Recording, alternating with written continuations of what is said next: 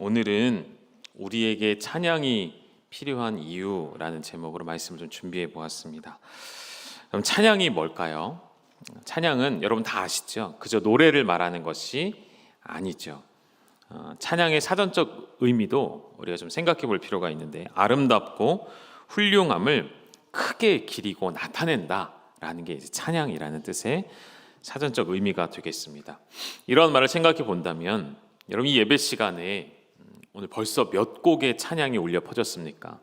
예배를 시작하면서 우리 찬양팀이 나와서 인도했던 그 찬양들, 여러분이 불렀던 찬송가, 그리고 우리 찬양대가 아름답게 준비하여 고백하신 그 모든 찬양들, 이런 찬양들이 앞에서 울려 퍼지고 누군가가 인도해 갈 때에 여러분 잘 생각해 보셨으면 좋겠어요. 우리가 때로는 의뢰이라는 말을 쓰고 싶었어요. 의뢰이 따라 부르는 찬양, 의뢰이 따라 부르는 찬송, 과연 진짜 찬송이 될 수 있을까? 진짜 찬양의 의미를 살려낼 수 있을까? 그럴 수 없다는 것이죠. 우리는 왜 의뢰이 따라 부르는 찬양이 될 수 없는가? 찬양에는 분명한 이유와 목적이 있기 때문인 것이죠.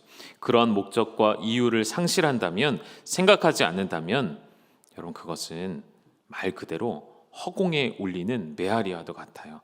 하나님께로 향하는 찬양이 될 수가 없다는 것이죠. 이건 무서운 말이죠. 우리가 드리는 모든 예배, 모든 찬양이 헛것이 될 수 있습니다. 헛수고가 될 수 있다는 것이죠. 시편 119편을 보면 1절부터 마지막 절까지 모든 구절에 하나님의 말씀이라는 단어가 들어가 있죠. 그 모양은 조금 달리 할지라도 율례, 규례, 율법, 계명, 수많은 형태의 말씀이라는 뜻이 쭉 담겨져 있는데, 시편 119편이 그만큼 여호와의 말씀을 중요하게 다루면서 그 말씀을 찬양과도 연결을 시키는 구절이 있어요. 119편 171절을 보시면, 주께서 율례를 내게 가르치심으로 내 입술이 주를 찬양하리이다 라는 고백. 저는 이 말씀을 이렇게 해석하고 싶습니다. 하나님의 말씀, 하나님의 율법, 하나님의 계명을 배우게 되어지면 우리 입술에서는, 우리 중심에서는 올바른 찬양이 쏟아져 나올 수밖에 없는 것이죠. 하나님께서 당신의 말씀을 내게 가르쳐 주시면 내 입술은 당신을 찬양할 수밖에 없다는 거예요. 이 말씀을 조금 더 확장해 본다면, 여러분 하나님을 만나면, 하나님을 인격적으로 만나게 되어지면, 우리 강조하는 표현이잖아요. 인격적인 만남. 인격적인 만남이라는 게 도대체 뭘까요? 오늘 저와 여러분이 지금 얼굴을 마주하고 만나듯이 우리 하나님의 살아계신 그 영을 우리가 경험하게 되어질 때에 인격적인 만남이 이루어지죠. 그 만남을 가진 사람들은 모두 다 예외 없이 하나님을 찬양할 수밖에 없다는 것이죠. 의뢰이 부르는 찬양, 이 말이 좀 생각이 났어요. 많이 여러분 들어보셨을 거예요. 찬양 앞에다가 이런 단어를 붙이는 거죠. 준비 찬양. 우리 옛날부터, 어려서부터 많이 들어왔던 단어잖아요. 그래서 이제 좀 이런 틀과 개념들을 좀 깨트리기 위해서 우리 준비 찬양이라는 말을 쓰지 맙시다라고 오래전부터 또 그런 말들이 나왔었죠. 제가 말씀을 준비하면서 한번 생각해 봤어요. 저도 비슷한 말을 한 적이 최근에도 있더라고요. 언제냐면, 오후 예배가 마치고 나면, 오후 예배가 끝나고 나면 이 자리에 목자님들은 좀 남으시라고 하죠. 그래서 교구장님들과 목자들이 다 한 자리에 남습니다. 그럼 그때 이제 예배 마치고 나가시는 성도님들도 계세요. 그럼 자리가 어수선해지거든요. 그럼 제가 뭐라고 했냐면, 그때 찬송가 몇 장 부르시면서 자리 정돈하겠습니다, 제가 그랬더라고요. 생각해 보니까. 그럼 그때 부른 찬송은 과연 하나님을 높여드리는 찬송이 됐을까? 자리 정돈용의 찬송이 있을까? 이거 내가 심각한 죄를 짓는 것은 아닌가? 하나님을 영화롭게 해드릴 찬송의 목적을 내가 다른 곳에 사용했구나라는 생각이 좀 들었습니다. 여러분 찬양이라는 것은요, 하나님을 높이는 용도 외에는 다른 곳에 쓸 수가 없다.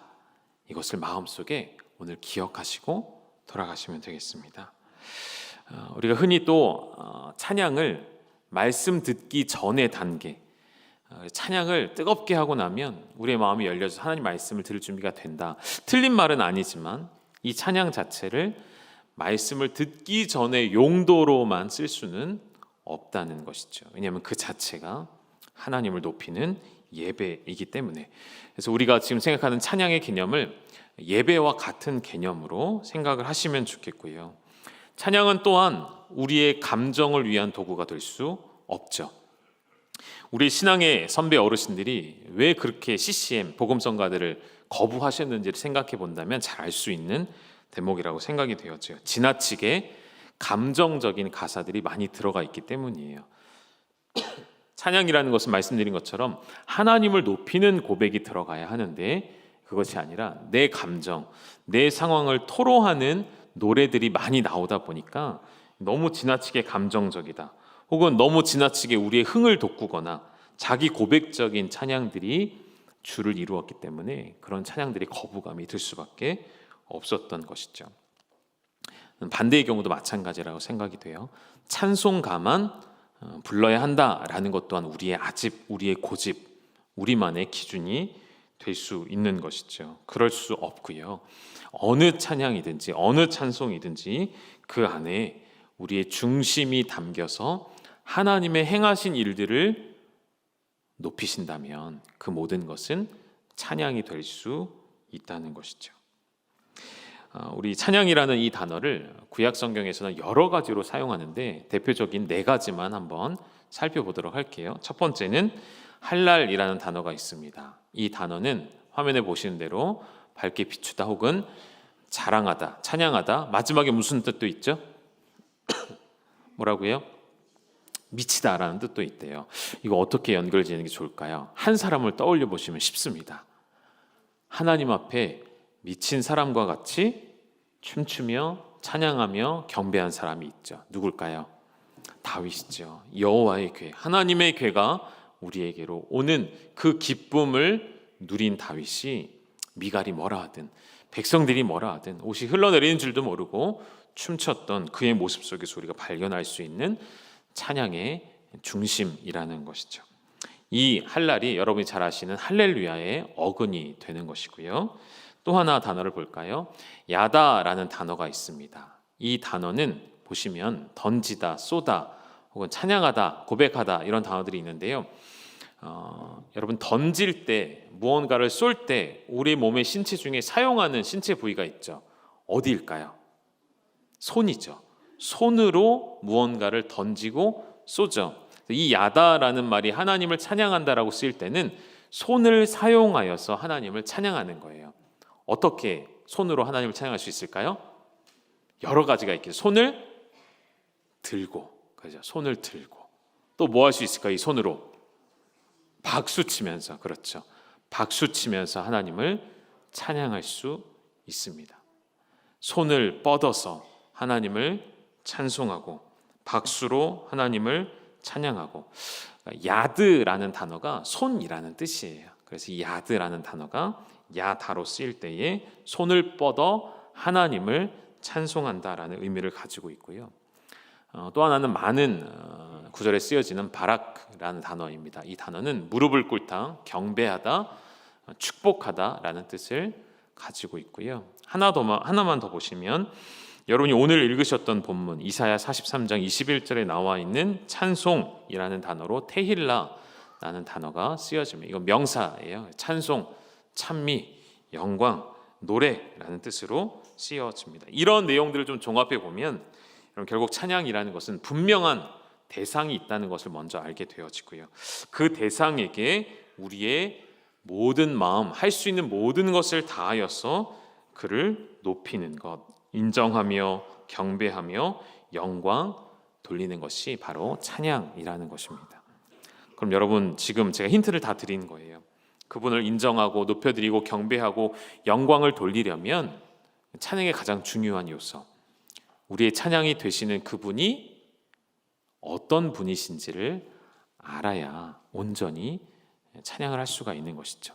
그분을 모른 채 부르는 고백은 찬양이 될 수 없습니다.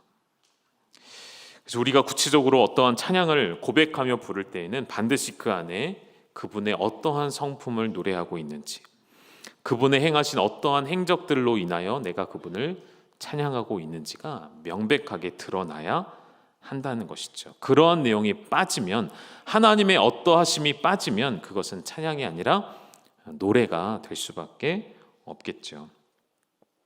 또 우리 하나님은 이 세상 모든 만물 가운데에 오직 유일하게 찬양을 받으실 유일한 대상이 되십니다.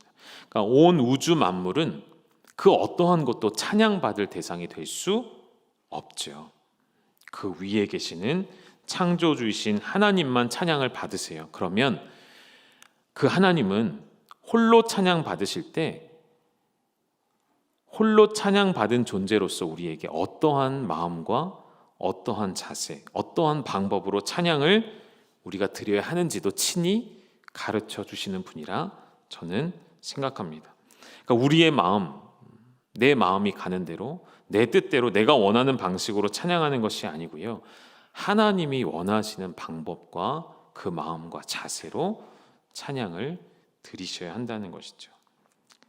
여러분, 오늘 다시 여쭤볼게요. 오늘 예배를 드리면서 수없이 많이 부르신, 하나님을 높였던 일들 가운데 여러분 어떤 마음과 어떤 자세로 찬양을 부르셨나요? 혹시 이렇게 팔짱을 끼고 다리를 꼬고 그렇게 찬양을 부르시진 않으셨습니까? 혹은 찬양대가 매주 아름다운 찬양을 준비해 하나님께 영광을 돌릴 때마다 오늘은 어떻게 하나 보자, 오늘은 틀리나 안 틀리나 보자, 오늘 솔리스트가 어느 파트를 부르나 보자, 누가 하나 보자, 우리 오케스트라가 어떤지 보자, 오늘은 몇 명이 빠졌구나, 이런 거 보고 계시는 게 아니에요. 여러분, 감상하는 시간이 결코 아니십니다. 음악회로 착각하시는 분들이 계시죠? 아니에요. 그렇지 않습니다. 여러분 모두가 함께 하나님 앞에 여러분의 영혼으로서 찬양하셔야 하는 것이죠. 시편 66편 8편에 보면 하나님은 찬양에 반드시 소리라는 것을 담아두셨다는 것을 우리가 알 수 있어요. 이 말씀 같이 읽어보실까요? 시작. 만민들아 우리 하나님을 송축하며 그의 찬양 소리를 들리게 할지어다. 아멘. 하나님을 송축하며 그의 찬양 소리를 어떻게 하라고요? 들리게 할지어다. 여러분, 들리게 하려면 세상 만민들에게, 온 세상에게 하나님을 송축하는 소리를 들리게 하려면 어떻게 해야 됩니까? 우리가 더욱 큰 소리를 내어 찬양하셔야겠죠. 이 문자 그대로 받으셨으면 좋겠어요. 이 말씀을 찬양할 때마다 입을 열지 않는 분들이 계시죠. 마음속으로 난 따라 부를 거야. 아니에요, 여러분. 그렇지 않습니다. 찬양 소리는 건물 밖으로 울려 퍼지도록, 세상 사람들이 하나님을 높이는 이 찬양의 고백을 다 듣도록 입을 열어서 소리를 내어서 찬양하셔야 합니다. 마스크를 쓰고 계시니까 찬양을 하는지 안 하는지 몰랐었는데 이제는 조금씩 확인을 하고 있어요. 여러분 보시면 마스크 안 쓰고 계신 분들도 계시거든요. 자유롭게 하셔도 되는데, 마스크 안 쓰신 분들은 꼭 입을 열어서 찬양해 주시고, 서로 이제 확인할 수 있는 때가 왔다는 것. 더 이상 마스크 뒤에 숨을 수가 없어요. 한 구절 더 보실까요? 이사야 40장 9절에 보면 이 말씀도 함께 읽어보시죠. 시작. 아름다운 소식을 시온에 전하는 자여 너는 높은 산에 오르라. 아름다운 소식을 예루살렘에 전하는 자여 너는 힘써 소리를 높이라. 두려워하지 말고 소리를 높여 유다의 성읍들에게 이르기를 너희의 하나님을 보라 하라. 아멘. 아름다운 소식을 시온에 전하는 자, 아름다운 소식을 예루살렘에 전하는 자. 여러분, 아름다운 소리가 뭘까요? 아름다운 소식 뭐죠? 하나님의 구원과 하나님의 회복의 역사. 이사야서에 예언된 하나님의 아름다운 소식은 궁극적으로 무엇을 가리키는 것이죠? 누구를 가리키는 것이죠? 예수 그리스도, 그의 이 땅에 오심과 그의 죽으심과 부활하심과 그의 통치하심, 그 모든 것이 시온에게는, 예루살렘에게는 아름다운 소식이 돼요. 그 아름다운 소식을 전하는 자는 어떻게 해야 될까요? 가만히 있어야 되는 건가요? 이 세상에서 가장 아름다운 소식을 어떻게 해야 돼요? 조용히 소곤거리며 귀에 속삭이듯 이야기해야 될까요? 아니죠. 뭐라고 되어 있어요? 소리를 높이라. 소리를 높여서 저들이 너희의 하나님을 보게 하라는 것이죠. 여러분, 찬양에는 그러한 목적과 뜻이 담겨져 있다는 것이죠. 마치 여러분 기도에 능력이 있다고 우리 말하잖아요. 왜냐하면 기도를 들으시는 대상이 계시고 그 기도를 듣고 역사하시는 하나님이 계시기 때문에 전 동일하다고 생각이 돼요. 찬양에도 저는 능력이 있다고 생각합니다. 왜죠? 찬양을 들으시는 우리 아버지 하나님이 계시기 때문에 마치 기도에 응답이 있는 것처럼 찬양에도 저는 응답이 있다고 믿어요. 우리가 찬양하면 우리 하나님이 화답해 주십니다. 어떻게 화답해 주실까요? 우리 가운데 임재하심으로, 우리 가운데 좌정하심으로. 이 부분은 이따가 조금 더 확인해 보시도록 하고요. 우리 어렸을 때부터 이런 찬송 많이 불렀어요. 찬송을 부르세요, 찬송을 부르세요. 그 다음 뭐죠? 음은 좀 이상하지만 맞추셨어요. 맞추셨어요. 놀라운 일이 생긴대요. 놀라운 일이 일어나셨나요? 찬송을 부를 때 여러분 안에 놀라운 일이 이미 일어나고 있다는 거예요. 찬송을 부르는 자에게 하나님이 주시는 놀라운 능력이 임한다는 것을 여러분 믿으시기를 소망합니다. 가끔 신방을 하다 보면 유독 노래에 약한 분들이 많이 계세요. 음을 못 맞추시는 거죠. 박자도 잘 못 맞추세요. 그런데 그런 분들의 특징은 꽤나 큰 소리로 부르신다는 것이죠.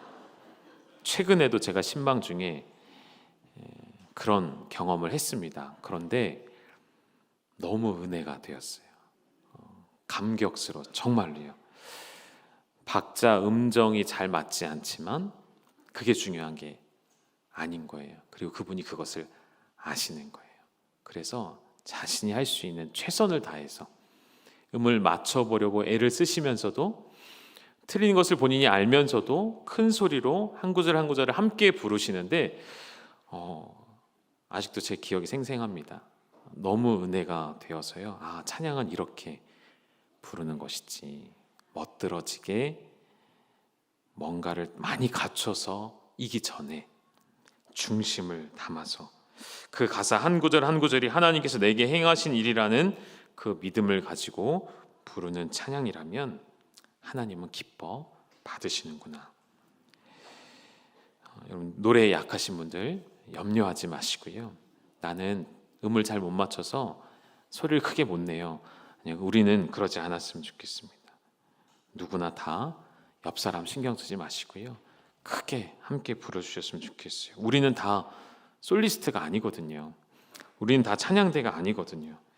이분들처럼 다 노래를 잘 부를 수 있는 것은 아니거든요. 그럼에도 불구하고 하나님은 우리에게 찬양하라 말씀하시기에 이 찬양을 들을 때 하나님은 역시나 외모를 보시는 것이 아니라 우리의 중심을 보시기 때문에 그러한 찬양을 중심을 담아드리는 우리 열방교회 모든 예배, 모든 찬양이 되시기를 주님의 이름으로 축복합니다.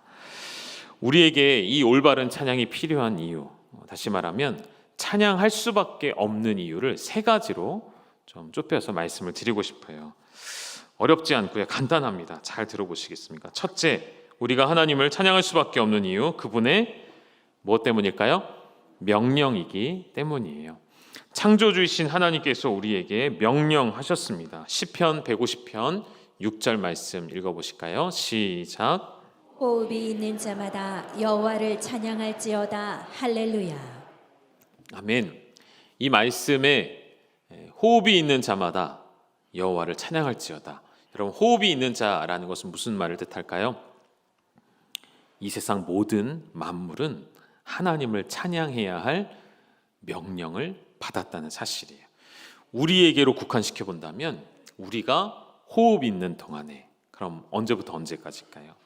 하나님 우리를 창조하신 때로부터 하나님 앞에 서는 모든 날 가운데 그분을 찬양하도록 우리는 명령을 받았어요. 매일매일 순간순간이 숨을 쉬듯이 하나님을 찬양하시는 하나님의 찬송의 백성이 되시기를 축복합니다. 그리고 이 구절 마지막 끝에 찬송할지어다 하고 뭐가 붙었죠? 할렐루야가 붙었어요.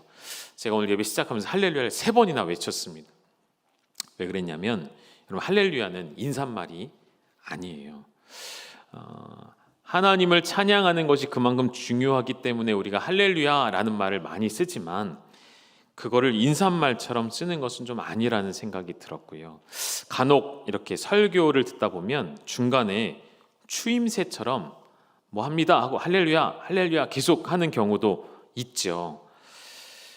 글쎄요, 이게 정말 하나님을 찬양하고자 하는 소리로 하는 말인지 어색하고 비어있는 공간들을 채우기 위한 추임새로 넣는 말인지 잘 구별을 하셨으면 좋겠어요. 오늘 제가 여러분께 할렐루야를 3번이나 외치고 여러분은 자동적으로 시키지도 않았는데도 여러분은 아멘이라고 화답을 하셨죠. 할렐루야라는 말은 말 그대로 명령이죠. 찬양합시다 라는 게 아니에요. 찬양하여라, 찬양하라 라는 매우 단순하고 아주 우리에게 직관적으로 다가오는 하나님의 명령이에요. 그 말에 우리는 이런저런 다른 대답을 할 수 없고요. 오직 아멘으로밖에 화답할 수 없죠. 하나님을 찬양하라는 명령 앞에 우리는 다시 말하면 우리의 자세가 담겨져 있어요. 명령 앞에는 우리가 뭘 해야 될까요? 한 가지밖에 없어요. 순종하는 믿음으로 찬양하는 것이죠. 찬양 가운데는 그래서 온전한 순종이 들어가게 되는 것입니다. 하나님이 찬양 받으실 만한 이유를 쭉 나열해 놓고 이러면 찬양할 수 있겠구나가 아니고요. 그분의 어떠하심을 떠나서 우리는 그분의 존재 자체만으로, 왜냐하면 그분이 우리를 명령하셨고 그분과 우리의 관계는 창조주이시고 우리는 피조물의 관계이기 때문에 우리는 그분의 명령에 순종할 수밖에 없는 것이죠. 또 한 가지 여기에 더하여서 그러한 관계 속에서 우리를 다른 관계로 바꾸시죠. 그래서 우리는 더욱 찬양할 수밖에 없어요. 피조물로서 하나님을 바라볼 수도 없는 우리의 미약한 존재를 하나님께서 우리 신분을 바꿔주셨죠. 무엇으로 바꿔주셨죠? 자녀로서, 아들과 딸로서 바꿔주셨어요.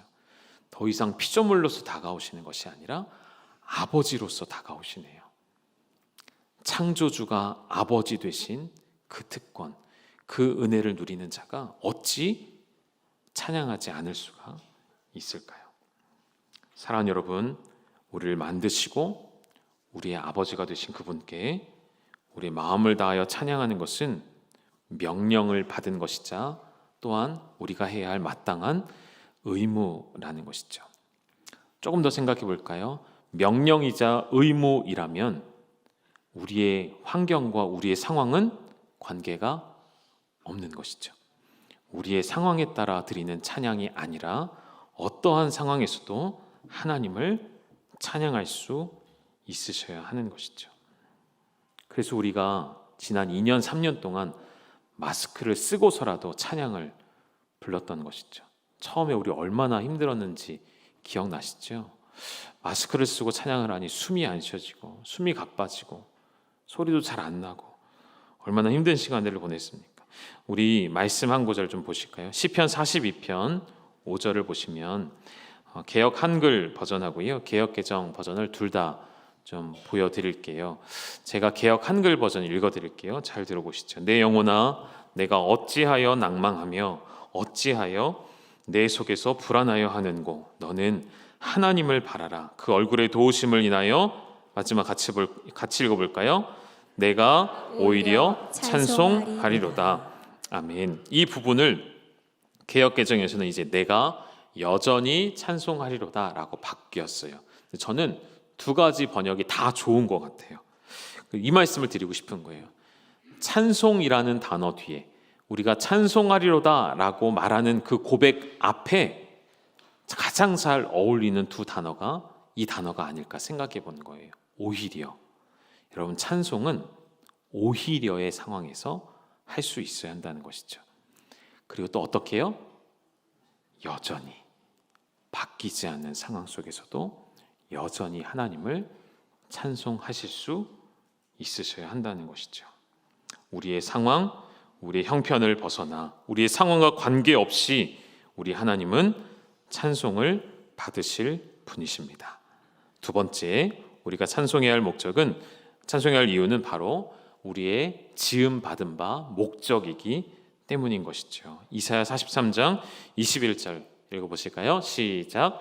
이 백성은 내가 나를 위하여 지었나니 나를 찬송하게 하려 함이니라. 여러분 아멘이신가요? 아멘이라고 하셨으면 여러분 더 이상 여러분은 나 자신을 위해 살 수 없으십니다. 여러분 자신을 위해 살아오셨던 그 모든 노력과 모든 행위들을 좀 내려놓으셨으면 좋겠어요. 아예 모든 일을 하지 말라는 것이 아니죠. 우선순위를 바꾸시라는 거예요. 우리 인생의 첫째 된 목적, 하나님을 위하여 지음 받았음을 알고 하나님을 찬송하는 것. 전 다시 이 찬양대의 자리가 앉을 곳이 없도록 꽉 찼으면 좋겠습니다. 얼마나 귀한 자리로 우리를 하나님께서 불러주셨습니까? 찬양할 수 있는 특권을 주신 그 은혜이자 우리 인생의 제일 된 목적을 우리가 행해야겠죠. 사도 바울이 복음에 대해 설명하면서 내가 복음을 부끄러워하지 아니하노니 하면서 쭉 설명하면서 세상 사람들의 그 무지함을 지적하거든요. 무엇을 지적하냐면 로마서 1장 20절에 보면 세상 사람들이 분명히 하나님께서 이 세상 우주 만물에 하나님에 대하여 나타내어 놓으셨는데 그들이 자꾸만 우리는 모른다라고 핑계한다는 것이죠. 이 세상 우주 만물에 지음받은 바 목적 자체가 하나님을 찬송하는 것임에도 불구하고 그들이 계속 부인한다는 거예요. 한 구절 더 보시면 25절에 보면 이 말씀을 같이 한번 읽어보실까요? 시작. 이는 그들이 하나님의 진리를 거짓 것으로 바꾸어 피조물을 조물주보다 더 경배하고 섬김이라. 주는 곧 영원히 찬송할 이시로다. 아멘. 아멘. 여러분 이 말씀처럼 세상 사람들은 계속해서 진리를 거짓 것으로 바꾸어서 뭘 하게 만드냐면 피조물을 하나님보다 더 경배하게 만드는 거죠. 지금 우리 세상이 그렇죠. 뭘 경배하는 세상이죠? 맘모니즘, 그죠? 물질, 자본주의, 돈이면 다 되는, 돈을 가장 경배하는 세상의 한복판에 우리가 살아가고 있죠.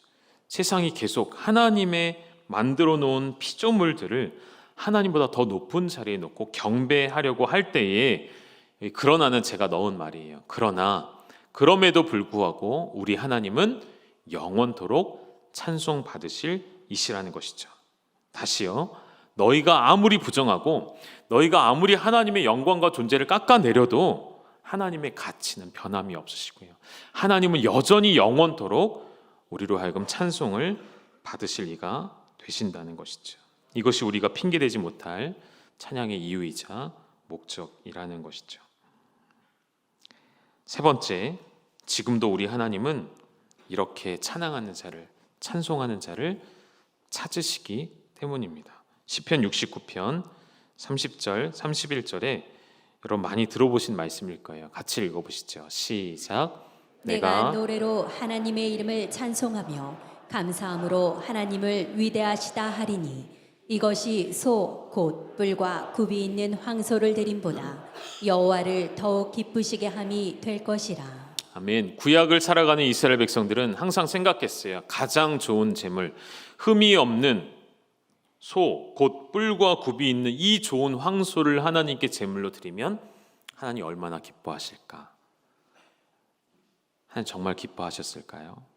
아니죠. 그보다 더 중요한 게 있었죠. 이 말씀 구절에 뭐라고 되어 있죠? 하나님의 이름을 찬송하며 감사함으로 하나님을 위대하시다 찬양하는 것을 하나님은 더 기뻐하신다는 것이죠.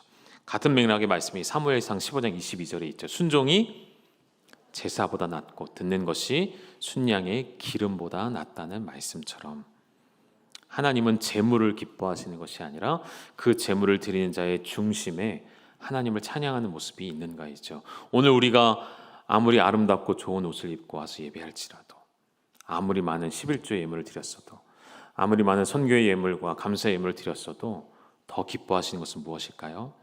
여러분의 중심이라는 것이죠. 요한복음 4장 23절입니다. 이 말씀도 함께 읽으시죠. 시작. 아버지께 참되게 예배하는 자들은 영과 진리로 예배할 때가 오나니 곧 이때라. 아버지께서는 자기에게 이렇게 예배하는 자들을 찾으시느니라.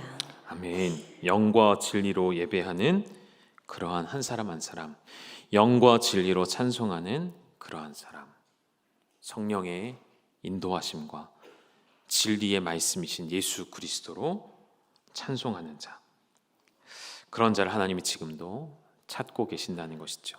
여러분, 의인이 없어서 멸망했던 도시를 기억하십니까?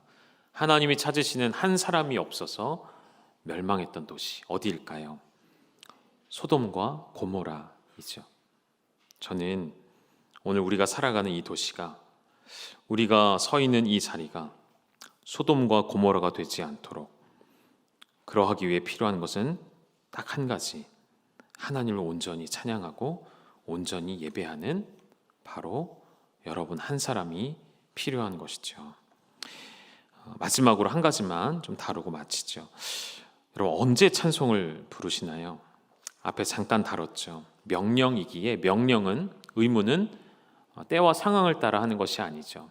언제든지 명령하신 이의 목적을 따라 하는 것이죠. 기쁠 때면 누구나 노래할 수 있습니다.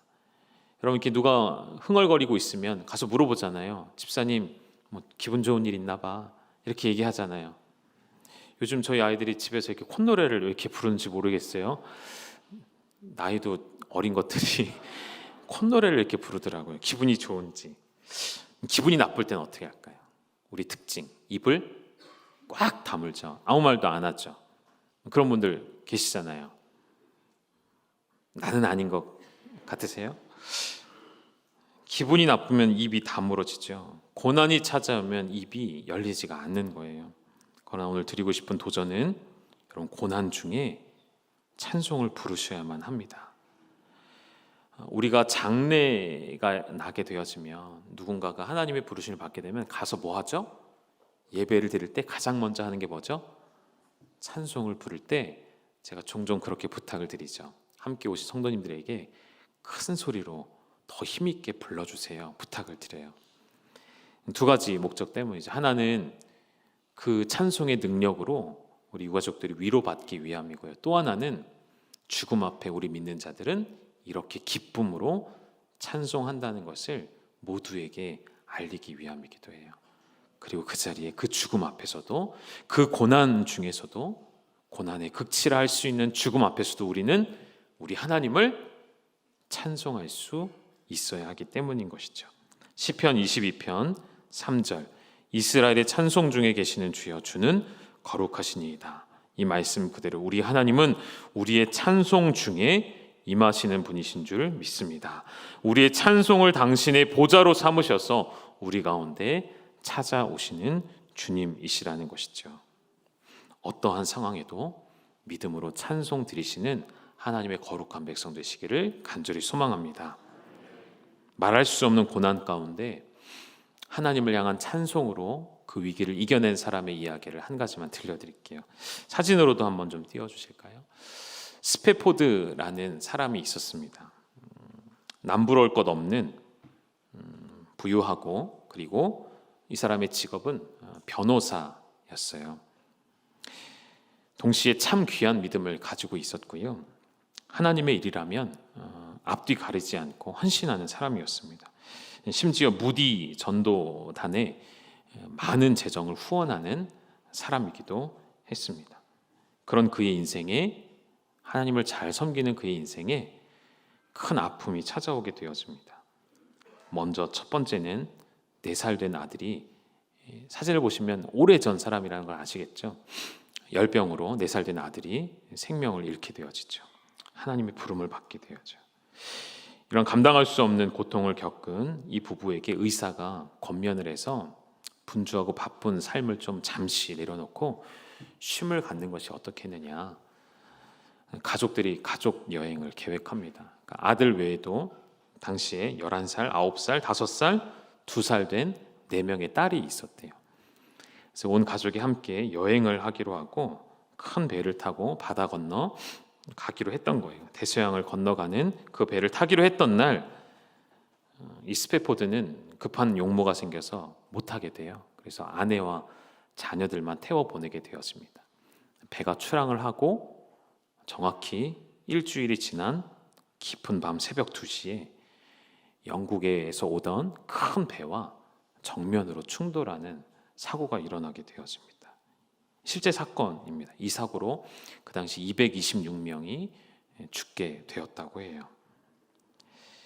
안타까운 것은 그의 4자녀 모두 이때 사고로 죽음을 피하지 못하게 된 것이고요. 더 가슴이 아픈 것은 사고가 나고 나서 열흘 후에 아내로부터 전보를 한 장 받게 되는 거예요.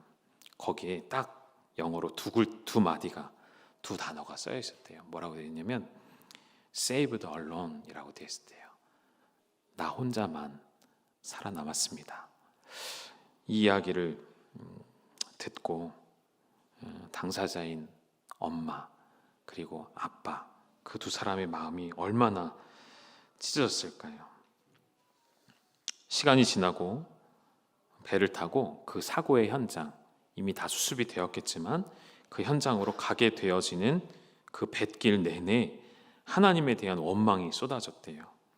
눈에 넣어도 아프지 않던 사랑하는 자녀를 다 잃어버린 그 참혹함 속에서 그 차디찬 바닷물 속에 우리 아이들이 빠졌을 때 얼마나 추웠을까, 얼마나 고통스러웠을까.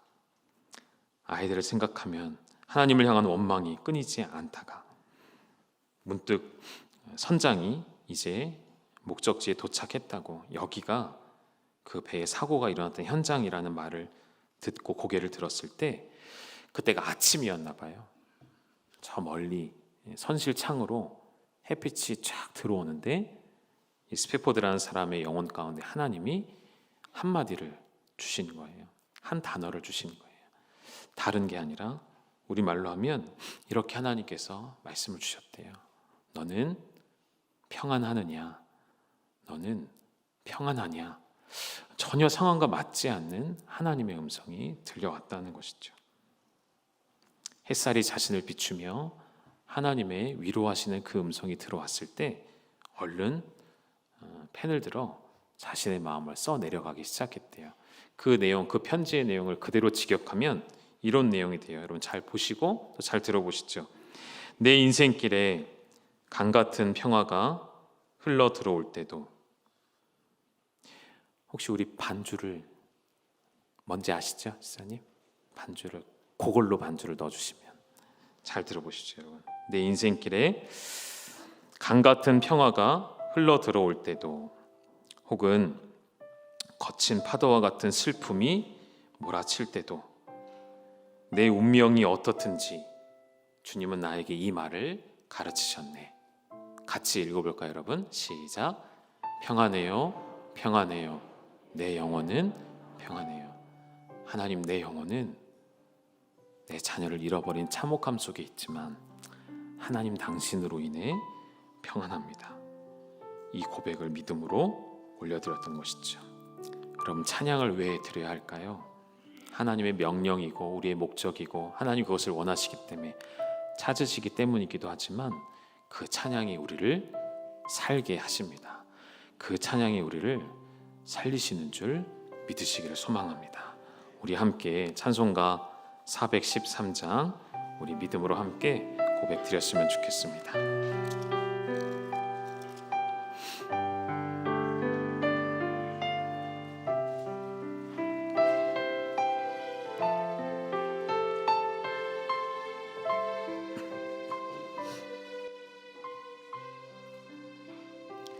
내 평생에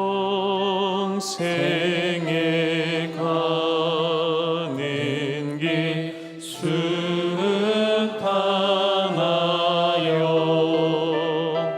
늘 찬찬한 바 같은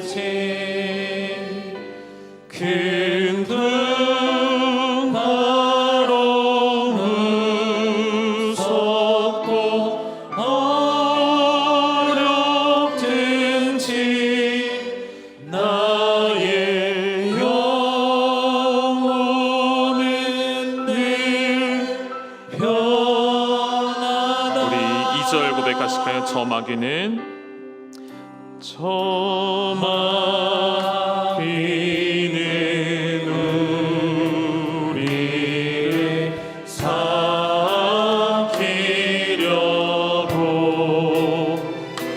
입 벌리고 달려와도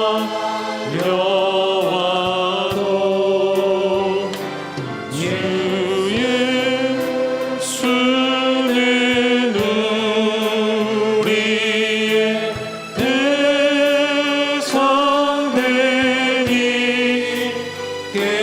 내 싸워서 이기리라.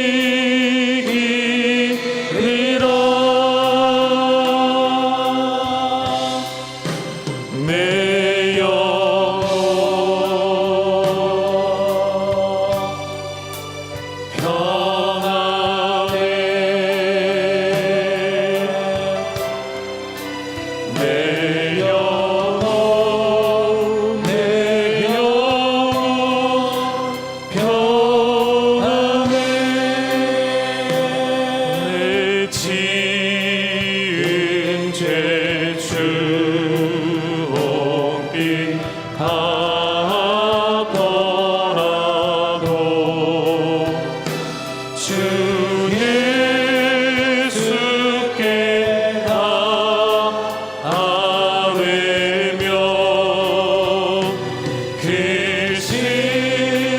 십자가 피로써 다시 세상 있는 보다도 정하리라.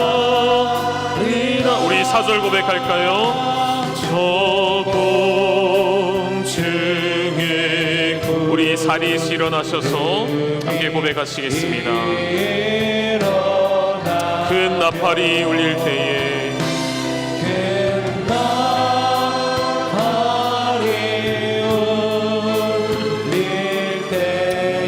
주 오셔서 주 오셔서 세상을 심판해도 나의 영혼은 없으리. 내 영혼 평안해.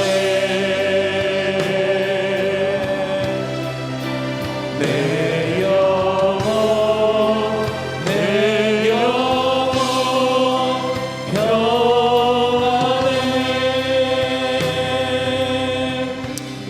이 시간 함께 주신 말씀을 기억하면서 지금까지 나는 어떤 찬양을 드려왔는지, 어떤 상황 속에서만 기뻐하여 찬양을 불렀는지,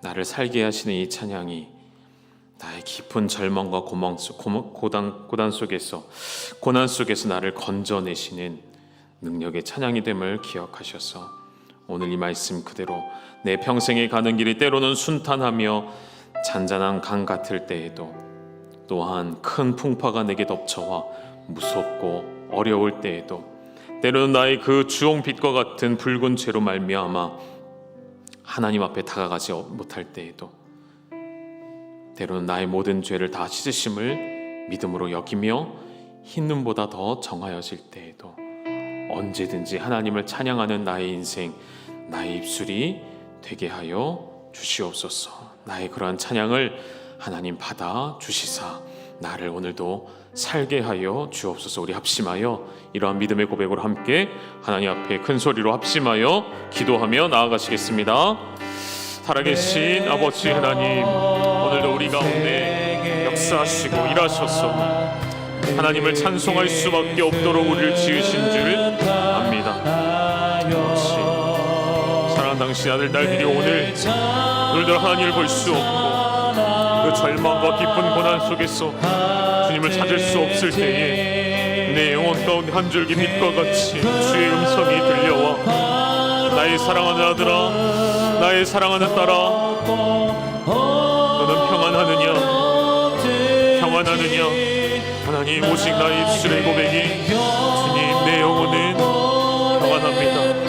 내 영혼은 평안합니다. 아버지 하나님, 이 믿음의 고백이 우리 안에 있게 하여 주시사 우리 사랑하는 열방의 모든 가족들의 영혼 가운데 하나님께서 부어주시는 놀라운 평안함이 있게 하여 주시옵소서. 우리 앞에 놓여진 수많은 고난과 말할 수 없는 잔식 가운데 이미 주님이 이기셨음을 기억하고 예수 그리스도가 나의 대장 되시사 나의 영혼은 늘 얻게 되었음을